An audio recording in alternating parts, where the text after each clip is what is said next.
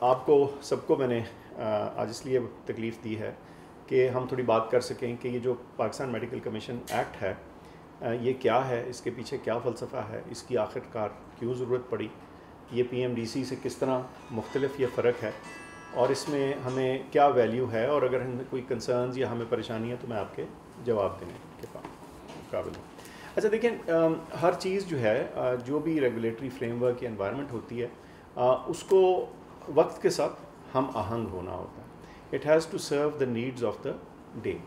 اچھا، جب Pakistan medical dental council بنی 1962 میں، تو as you can imagine that is now 58 years ago, اور the world has changed. There were not 100 and something medical colleges then, شاید ہم ایک دو ہاتھوں کی انگلیوں پہ گن سکتے تھے جتنے میڈیکل کالجز تھے۔ ایک فرق زمانہ تھا، ایک فرق طور طریقہ تھا، ٹیکنالوجی فرق تھی، لرننگ فرق تھی، اور گلوبل کنیکٹیوٹی اور جو ریکوائرمنٹس اور نیڈس ہیں وہ فرق تھی۔ تو while the P M D C serve well for many years, لیکن دو تین چیزیں اس میں جو ہیں قابل ذکر ہیں۔ ایک تو یہ کہ ایک کانسیپٹ ہے کہ جب ایک ریگولیٹر ہے، آفٹر آل چلیں پہلے یہاں سے شروع کرتے ہیں کہ کسی بھی ریگولیٹر کی ضرورت کیا ہے، اب وہ کیا ریگولیٹ کر رہا ہے، اور وہ اس کا پرائمری مقصد کیا ہے۔ جو پروفیشنز کا ریگولیٹر ہے وہ فنڈامنٹلی اس لیے ایگزسٹ کرتا ہے کہ پروفیشنز کے اندر ایک سرٹن لیول آف کیپیبلٹی جو ہے وہ انشور کی جائے، کس کے لیے؟ عوام الناس کے لیے، پبلک کے لیے۔ سو پرائمریلی جو اس کا سٹیک ہولڈر ہے، سب سے بڑا سٹیک ہولڈر جو ہے وہ پبلک ہے، اور اس کا دوسرا امپورٹنٹ سٹیک ہولڈر ہے وہ پروفیشن اٹ سیلف ہے، ٹھیک۔ اور تیسرا جو سٹیک ہولڈر ہے وہ حکومت ہے، بیکاز جب کسی بھی پروفیشن کے سٹینڈرڈز اونچے یا نیچے جائیں تو جواب دہ کون ہوگا؟ The government of the day. اچھا، اب ایسے ہے کہ ریگولیٹرز میں عام طور پہ جو ریگولیٹڈ اینٹیٹیز ہوتی ہیں وہ اس کرسی پہ یا اس میز پہ نہیں بیٹھتی۔ آپ کو مثال دیتا ہوں، اسٹیٹ بینک ہے۔ اب اسٹیٹ بینک ریگولیٹر کس کا ہے؟ بینکس کا ریگولیٹر ہے۔ کیا بینکس کے سی ای اوز اس میں بیٹھتے ہیں؟ نہیں، ٹھیک۔ اسٹیٹ بینک ان کا ریگولیٹر ہے، وہ خود سے اپنے آپ کو تو نہیں۔ اچھا، تو اوریجنل جو پی ایم ڈی سی تھا اس میں جو کاؤنسل تھی وہ ایک سنگل اینٹی تھی، جس میں میڈیکل کالجز کے جو پرنسپلز تھے، ڈینز تھے، وہ اس میں ممبرز ہوتے تھے۔ جو وہ ایکسپینڈ کیے میڈیکل کالجز، اس کے نمبرز بڑھ گئے۔ ایک پوائنٹ یہ آ گیا کہ وہ نمبرز اتنے ہو گئے کہ وہ انویلڈی ہو گئے۔ اگر ایک کمرے میں 85 لوگ ہوں گے یا 100 لوگ ہوں گے تو ظاہر کانورسیشن اس طرح سے نہیں ہو سکتی۔ تو پھر انہوں نے ایک ایگزیکٹو کمیٹی کو جنم دیا جو اس کو مینیج کرتی تھی۔ لیکن جو بیسک چیز تھی وہ یہ تھی کہ جو انفلوئنس یا پاور یا اتھارٹی تھی وہ سینٹرلائزڈ انٹو ون اینٹی تھی۔ اوور سائٹ گورننس بھی ان کی تھی، ایکیڈیمک کو بھی وہ دیکھ رہے تھے، انسپیکشنز بھی وہ کر رہے تھے، اور ایک یہ چیز ہو گئی تھی کہ جو ریگولیٹڈ اینٹیز ہیں وہ ریگولیٹر پہ بیٹھی ہوئی تھی، ایک طرح کی سیلف ریگولیشن۔ اور دنیا جہان میں دیکھا گیا کہ self regulation really breaks down after a certain point. اچھا، اب کیا کیا جائے؟ اگر آپ دائیں بائیں نظر دوڑائیں دوسرے ملکوں پہ تو بہت سی جگہوں میں جو ریگولیٹر ہے وہ گورنمنٹ اپوائنٹڈ ہونا شروع ہو گیا۔ بہت سی جگہوں میں اس کی کچھ پورشن جو ہے وہ میڈیکل یا فزیشین یا پروفیشنل لیڈ ہوتا ہے، اور کچھ جو ہے وہ سوسائٹی ایٹ لارج سے یا نان رجسٹرنٹس جن کو کئی دفعہ بولتے ہیں وہ ہیں۔ تو یہ جو پاکستان میڈیکل کمیشن ہے، اس کا فنڈامنٹل جو لے آؤٹ ہے وہ یہ ہے کہ ایک اوپر کاؤنسل ہے جو اسینچلی اس کی گورننگ اینٹی ہے۔ گورننگ اینٹی میں آپ کے 9 ممبرز ہیں، ٹھیک۔ 2 ممبرز گورنمنٹ کے ہیں جو حکومت کی نمائندگی کریں گے، ایک فیڈرل سیکرٹری ہیلتھ اور ایک سرجن جنرل پاکستان۔ یہ تو 2 ہو گئے سرکاری ممبرز۔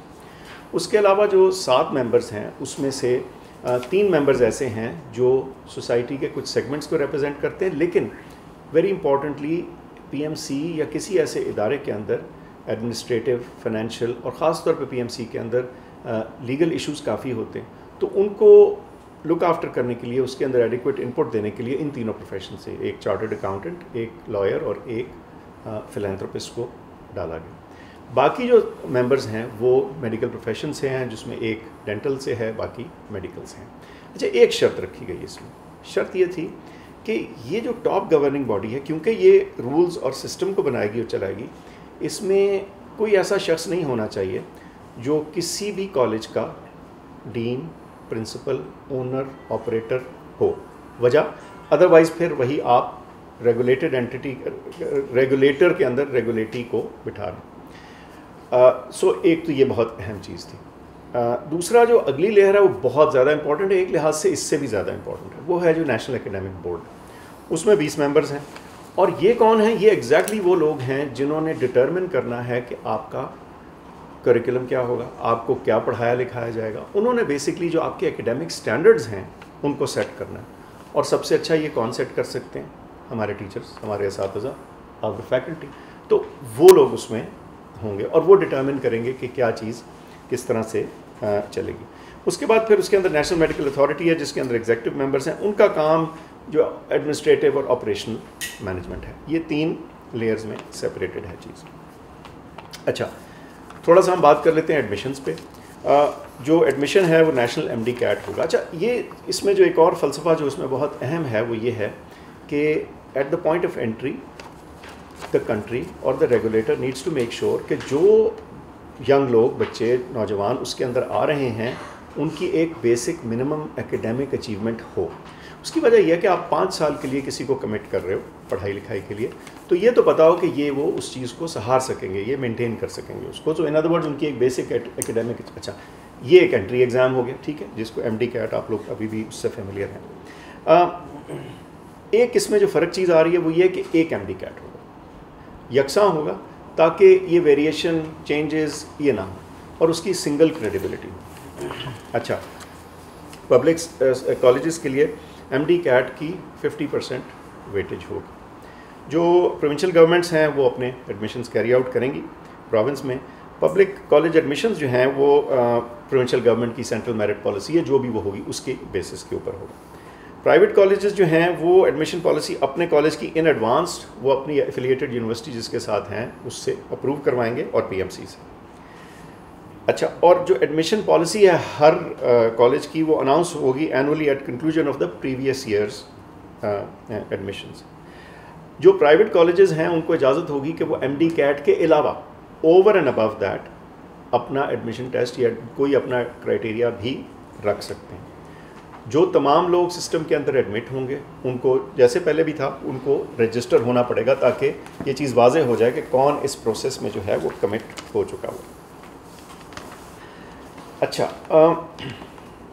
एक और जो बहुत बहस आती है जिसका मैं जिक्र कर देता हूँ, वो है फ़ी स्ट्रक्चर। ठीक, इस पे बहुत एंग्जाइटी है लोगों को, ये ख्याल है जी, लोग कहते हैं जी आपने उनको खुला छोड़ दिया, जो मर्ज़ी वो करते फिर। पहली तो बात ये है कि जो पब्लिक कॉलेजेस की फ़ी है वो in any case provinces set करेंगे, वो जैसे अभी भी करते हैं। जो प्राइवेट कॉलेजेस जो हैं वो ईच प्राइवेट कॉलेज सेट करेगा ना। इसका मतलब ये नहीं कि वो आज़ाद है टू डू एनीथिंग, क्योंकि जो मैं आपको बाकी चीज़ें बताऊंगा तो आपको एहसास होगा कि जब आप उस फ्रेमवर्क को पूरा मीट करते हैं तो बहुत सारी चीज़ें ऑटोमेटिकली रेगुलेट हो जाती हैं, और बल्कि ज़्यादा बेहतर तौर पर रेगुलेट होती हैं। अच्छा, जो इसकी जो प्रोविज़न है वो ये है कि supervisory regulation of PMC will be commensurate with facilities and quality of education. ये जो आइडिया है ना कि उनको बिल्कुल आप खुला छोड़ रहे हैं, ये बल्कि इसके बरक्स है। क्यों? हर कॉलेज ने अपने सालाना अकाउंट्स जमा करवाने होंगे, ऑडिटेड अकाउंट्स, और उससे चीज़ वाज़ेह हो जाएगी कि वो फ़ी में क्या ले रहे हैं, स्पेंड क्या कर रहे हैं। अगर वो नॉन प्रॉफिट हैं तो क्या वाकई वो नॉन प्रॉफिट है, या वो बहुत सारा प्रॉफिट अगर कमा रहे हैं तो वो भी चीज़ वाज़ेह और पब्लिक के सामने हो जाएगी। दूसरी चीज़, कई दफ़ा लोग कहते हैं कि जी बहुत से प्राइवेट या कोई भी एजुकेशन इंस्टीट्यूट्स ये कर सकते हैं कि जी आपको दाखिल किया, अब आप दाखिल हो गए, कमिट हो गए, अब वो फ़ीसें बढ़ानी शुरू हो गई, कैप्टिव हो गए ना आप उसके। ऐसा नहीं है, उनको पूरे 5 साल का फ़ीस स्केड्यूल उस कोहोर्ट के लिए पब्लिश करना पड़ेगा, और आपके दौरान एजुकेशन उसको वो एनहांस नहीं कर सकते, उसको चेंज नहीं कर सकते। सो आज जो क्लास एंटर हो रही है उसके माँ बाप को आज पता होगा कि ईयर 1 में क्या है, ईयर 2 में क्या है, 3 में क्या है, 4 में क्या है, और वो लॉक इन हो जाएगी। अच्छा, सो तमाम जो MBBS का या BDS का प्रोग्राम है उसके दौरान वो चेंज नहीं हो सकती। This is a very important point two remember. अच्छा, जो फिक्स फ़ी है उसके अलावा ये जो एडिशनल फ़ीस दिए वो दूसरी चीज़ें लोग करते वो नहीं हो सकती, ठीक है ना, डोनेशंस एक्सेट्रा। अच्छा, अब एक चीज़ आप जहन में रखिए कि जब, अब मैं उसके ऊपर आता हूँ NLE के ऊपर भी, لیکن جو کوالٹی آف فائنل پروڈکٹ ہے نا وہ جسے کہتے ہیں نا یہ سورج کی طرح واضح ہو جائے گی. کیوں؟ جب آپ نے اینڈ پہ امتحان لیا, میں اس کی الگ سے بات کروں گا, آپ اس کے دو مقاصد ہیں جو لائسنسنگ ایگزام ایٹ دی ہیں, اس کے دو مقاصد ہیں. مقصد نمبر ایک تو یہ ہے کہ ہمیں پتہ چل جائے کہ ایک انڈیویجول بچہ یا بچی نوجوان جو پاس ہو رہا ہے کیا وہ ایک بیس لیول کی کمپٹنس یا کیپیبلٹی رکھتا ہے کہ نہیں. ان کے لیے تو یہ ایک لو سٹیکس ایگزام ہوگا. اس کا مقصد قطعی کسی کو فیل کرنا نہیں ہوگا, بلکہ یہ تھوڑی سی ری ایشورنس ہوگی کہ یہ تمام جو گریجویٹس ہیں جتنے بھی کالجز سے آ رہے ہیں کیا وہ ایک بیسک سمپل سٹینڈرڈ کو میٹ کر رہے ہیں نہیں. اور اس کا سٹینڈرڈ یوں کر کے رکھا جائے گا کہ جس کسی نے بھی ایک ریزنیبل MBBS کا کورس پڑھا ہے اور امتحان دیے ہیں وہ اس میں پاس ہوگا. لیکن اس کا ایک اور فائدہ, یہ ایک بیرومیٹر ہوگا, ایک تھرمومیٹر ہوگا of the quality of education being imparted in the organisation. اگر ایک کالج ہے جس کے 99% بچے جو ہیں وہ فرسٹ اٹیمپٹ میں NLE میں پاس ہو رہے ہیں, اور اس کے برعکس ایک کالج ہو جس کے 50% بچے NLE میں پاس ہو رہے ہوں, تو سٹینڈرڈز اور ان کی جو ویریشن ہے وہ واضح ہو جائے گی. اس کے دو چیزیں ہوں گی, یہ رینکنگز میں مدد کرے گا, میرٹ میں مدد کرے گا, اور سب سے بڑھ کے یہ کہ جو اگلی کلاسز ایڈمٹ ہو رہی ہیں پیرنٹس اور بچے ایڈمیشنز جن کی ہو رہی ہے وہ بھی سوال پوچھیں گے کہ بھائی آپ نے 5 سال پڑھایا اور آپ کا کمپیئر ٹو دیٹ کالج اور that college where do you stand. In fact it will actually make sure کہ پرائیویٹ کیا اور پبلک کیا, ہمیں ہر کالج کی جو آؤٹ پٹ ہے, جو فائنل پروڈکٹ ہے, اس کی کوالٹی میجر کرنے کا ایک موقع مل جائے. تو اس کے دو مقاصد ہیں جو میں نے ذکر کیا. اچھا, جو تمام پرائیویٹ کالجز ہیں ان کو SECP کے ساتھ رجسٹر ہونا پڑے گا تاکہ ان کے اکاؤنٹس اس طرح سے آڈٹ ہو سکے. اور اچھا, ہاؤس جاب یا لائسنسنگ کی بات کر لیتے ہیں. ہاؤس جاب مینڈیٹری ہوگی, گرانٹ آف پروویژنل لائسنس ہوگا. جب آپ MBBS کرتے ہیں تو لائسنس ہے. یاد رکھیے کہ ایک اور فرق جو میں سمجھتا ہوں کہ کئی دفعہ لوگ نہیں سمجھتے, جو آپ کی ڈگری ہے وہ ڈگری ہے, the other is the licence to practise. تو آپ کو پروویژنل لائسنس تو مل گیا, آپ کو ڈگری ملی, وہ لائسنس مل گیا, اور ہر جو کالج ہے اس کے اوپر لازم ہوگا کہ وہ اپنے گریجویٹس کو پیڈ ہاؤس جاب فراہم کرے. یہ بہت امپورٹنٹ بات ہے, ورنہ آپ کو پتہ ہے اکثر اوقات یہ چیز کوشچن میں آ جاتی ہے. اگر ایک کالج جو ہے, یہ بڑی اہم بات ہے, جو ہاؤس جاب نہیں پرووائڈ کرتا shall reimburse stipend paid to graduate by any other training hospital. This is a very important measure کہ اگر آپ فل لینتھ آف جو اپنی ٹریننگ ہے جس میں 5 سال تعلیم اور وہ ایک ایڈیشنل ہاؤس جاب, اگر آپ وہ نہیں پرووائڈ کر رہے اور بچے کو, اسٹوڈنٹ کو, ینگ گریجویٹ کو کہیں اور جانا پڑ رہا ہے, تو پھر اس کی کچھ کانسیکوینس بھی ہے اس کالج کے لیے, تاکہ ان کے اوپر انسینٹیو ہو کہ دے میک شیور کہ ان کے ہاں ایڈیکویٹ اور proper house job available. House job stipend جو ہے وہ ایک جیسا ہوگا, یکساں ہوگا. پروویژنل لائسنس میں نے آپ کو ذکر کر دیا. اچھا, فل لائسنسنگ. اب سوال یہ ہے کہ پھر سے لوگ پوچھتے ہیں کہ اس کی کیا ضرورت ہے. دیکھیے, ساری دنیا میں, اور یہ ہم اکیلے نہیں, ساری دنیا میں گریجولی لوگ اس طرف کو آ گئے ہیں. ڈگری اپنی جگہ, that's your educational qualification, that is certified by the HEC. In any case ان کا رول ہے یہ ہائر ایجوکیشن کے اوپر نظر رکھنے کا اور دیکھنے کا. لیکن licence to practise is an additional thing, and licence to practise دنیا جہان میں لائسنسنگ اتھارٹیز ہی کرتی ہیں. And this is to ensure کہ آپ کا ایک یونیفارم اسٹینڈرڈ ہو, اور وہ جیسے میں نے بتایا کوالٹی چیک بھی ہے. اس کا آئندہ آنے والے دنوں میں ایک اور فائدہ یہ بھی ہوگا کہ جب انٹرنیشنل ادارے یہ دیکھتے ہیں کہ ایک کنسسٹنٹ باڈی ایک امتحان لے رہی ہے اور وہ ویریفائبل اور کریڈیبل امتحان ہے اور اکراس دا بورڈ ہے, تو یہ بھی عین ممکن ہے کہ وہ اپنے جو ان کے اپنے پلیب اور اس طرح کی چیزیں ہیں اس میں بھی ہو سکتا ہے وہ کسی قسم کی برابری ایکویولنس گرانٹ کرے. یہ میں آئی کانٹ گارنٹی, نیچرلی یہ تو ان کے اس پر ہے, لیکن جب آپ یہ چیز تعین کر دیتے ہیں تو خود بخود اس کی جو ٹرسٹ اور ویریفائبلٹی ہے وہ بہتر ہو جاتی ہے.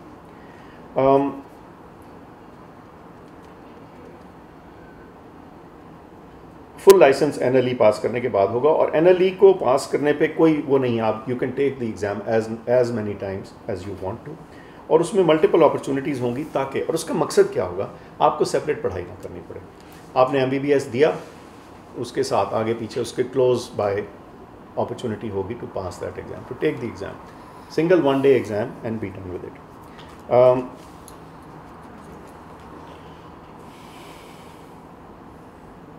کچھ اور بھی ڈیٹیلز ہیں, we can talk about that in little bit. Academic board کیا کرے گا؟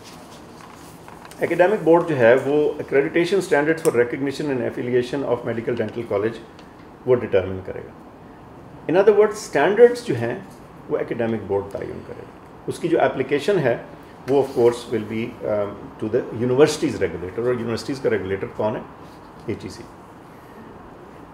جو کریکولم ہے وہ مینڈیٹری فالو کرنا ہوگا. ایکیڈیمک بورڈ کے پاس یہ حق ہوگا کہ وہ ڈٹرمن کریں گے کہ جی یہ چیز ہے جو نیشنل کریکولم میں BDS میں یا MBBS میں ہونا لازم ہے, اس سے آپ باہر نہیں جا سکتے. وہ ری ویلیڈیشن کی بھی اسٹینڈرڈز وہ سیٹ کریں گے. جو فارن انسٹیٹیوشنز ہیں ان کو ریکگنائز کرنا یا نہ کرنا وہ بھی ان کے اختیار میں ہوگا, کیونکہ یہ بھی ایک بہت امپورٹنٹ فیکٹر. اور of course any college failing to meet the standard shall not be recognised.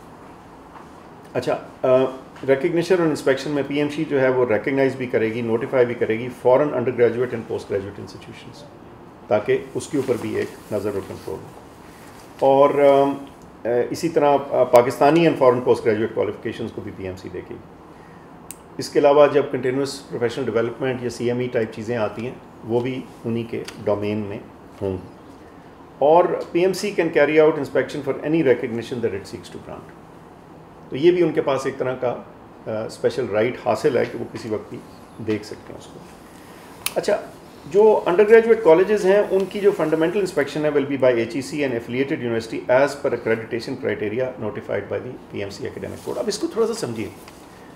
Standard ایک اینٹی سیٹ کر رہی, کرنا کسی اور نے. سو اس کو deliberately there is a separation between the entity that is setting the standard and the entity that is actually going to check on that standard. تھوڑی سی separation of duties ہے, otherwise بہت جب centralize آپ کر دیتے ہیں تو it leads to all sorts of other difficulties.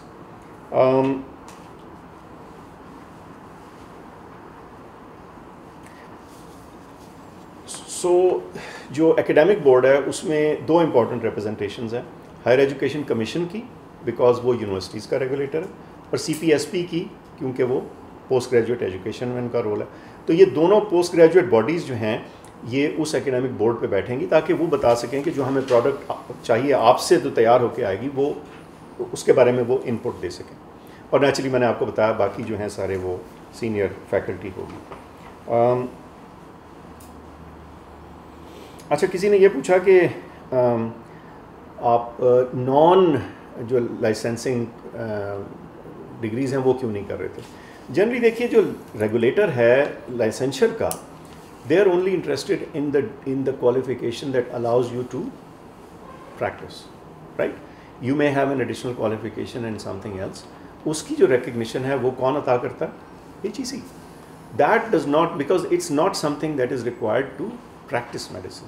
Remember this is about licensure, not about the degree. Degree کی ویریفیکیشن یا ویراسٹی ابھی بھی آلریڈی ہائر ایجوکیشن کمیشن دیکھتا ہے. تو یہ دو فرق چیزیں.